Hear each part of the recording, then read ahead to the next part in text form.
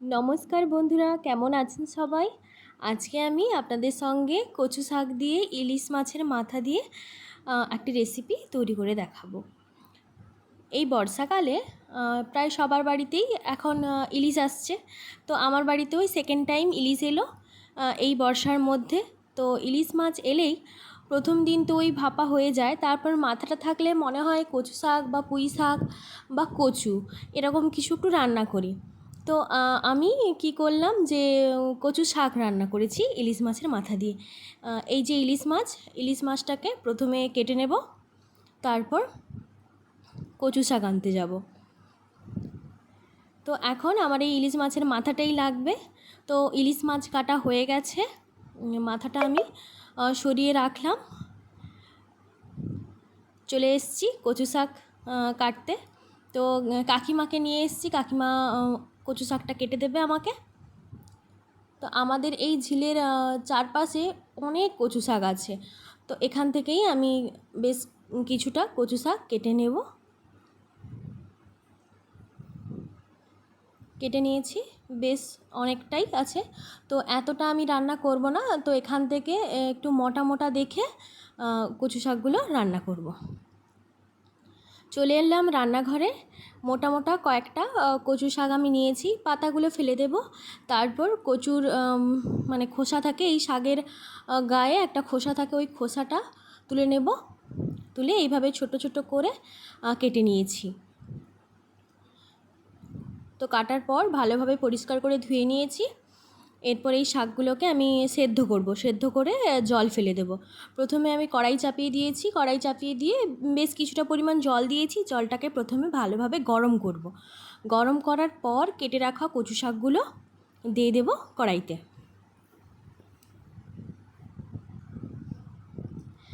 সবগুলো কচু শাক দিয়ে দিয়েছি, একদম ভর্তি হয়ে গেছে কড়াইটা।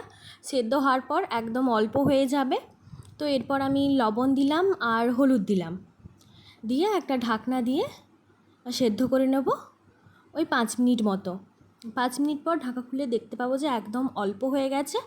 তো তারপর আমি জল ঝরিয়ে নেব। তো এটা সেদ্ধ হতে থাক। এদিকে আমি ওই ইলিশ মাছের মাথাটা নিয়েছি, মাথায় আগে থেকেই লবণ মাখিয়ে রাখা আছে। এরপর আমি হলুদ দেব এবং অল্প পরিমাণ সর্ষের তেল দেব, দিয়ে মাখিয়ে নেব এই মাথাকে। ইলিশ মাছ মানেই সর্ষের তেল, তাই রান্নাটা হবে সম্পূর্ণ সর্ষের তেল দিয়ে।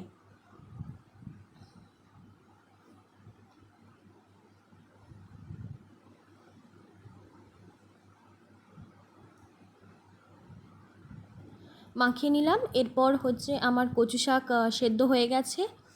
তারপর এইভাবে একটা ছাকনার ভিতরে রেখেছি কচু শাকটা, যাতে জল ঝরে যায়।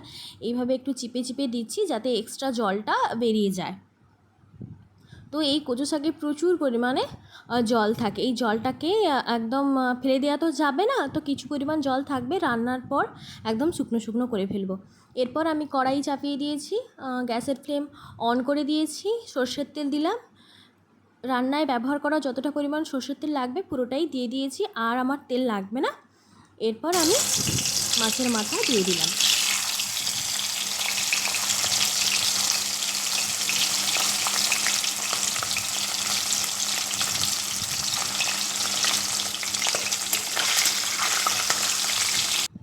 মাথা দিয়ে উল্টে পাল্টে লাল লাল করে ভেজে নেব।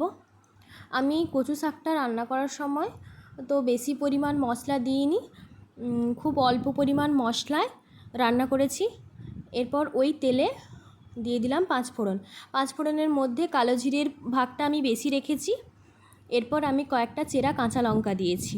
কাঁচা লঙ্কাটা কয়েক সেকেন্ডের জন্য ভাজা হয়ে গেলে তারপর আমি ওই কচু শাকগুলো দিয়ে দিলাম। খুবই সহজ সাধারণ এই কচু শাক আর ইলিশ মাছের মাথা দিয়ে এই চচ্চড়িটা অল্প সময়ে হয়ে যাবে, কিন্তু ওই জলটুকু মারতে কচু শাকের যতটুকু সময় লাগে ওইটুকু টাইমই আমাদেরকে ধৈর্য ধরে রান্নাটা করতে হবে। এই কচু শাক থেকে অনেক পরিমাণ জল বেরোবে, সেই জলটাকেই একদম শুকনো শুকনো করে ফেলতে হবে। অনেকেই বলে কচু শাক কুটকুট করে, কিন্তু প্রথমে এইভাবে নুন হলুদ জল দিয়ে সেদ্ধ করে জলটা ফেলে দিলে আর ওই কুটকুট ভাবটা থাকবে না। আচ্ছা, আমি সেদ্ধ করার সময় প্রথমেই লবণ দিয়েছি, তাও অল্প পরিমাণ একটু লবণ দিলাম আর 1 চিমটে হলুদ দিলাম, দিয়ে গ্যাসের ফ্লেম হাই করে বেশ কিছু সময় ধরে এইভাবে কষিয়ে নেব কচু শাক। অবশ্যই গ্যাসের ফ্লেম কিন্তু হাই রাখতে হবে, আর এই কচু শাক থেকে প্রচুর পরিমাণে জল বেরোবে, ওই জলটাকেই আমাকে শুকনো শুকনো করে ফেলতে হবে একদম।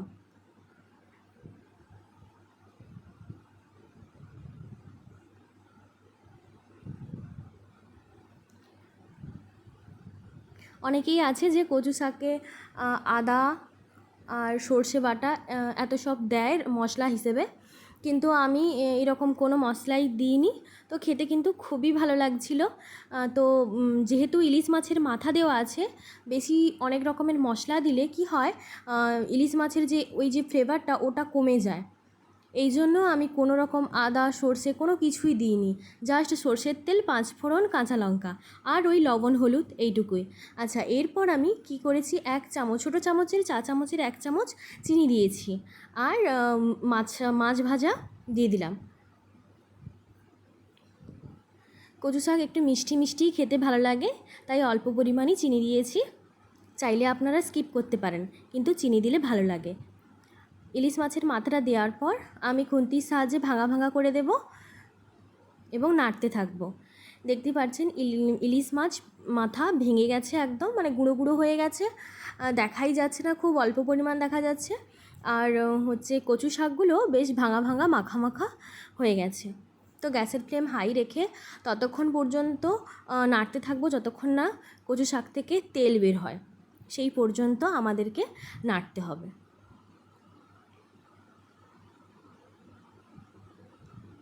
গ্যাসের ফ্লেম হাই রেখে মাঝে মাঝে এসে এইভাবে খুন্তির সাহায্যে উল্টে পাল্টে রেখে দেব বেশ কিছু সময়।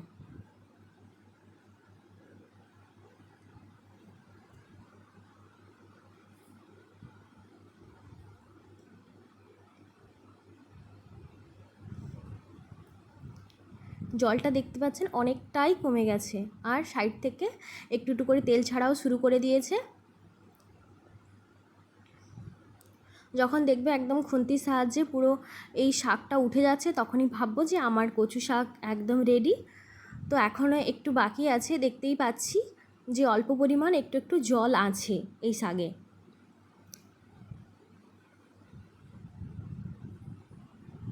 তো সাইড থেকে তেল ছাড়া শুরু করে দিয়েছে।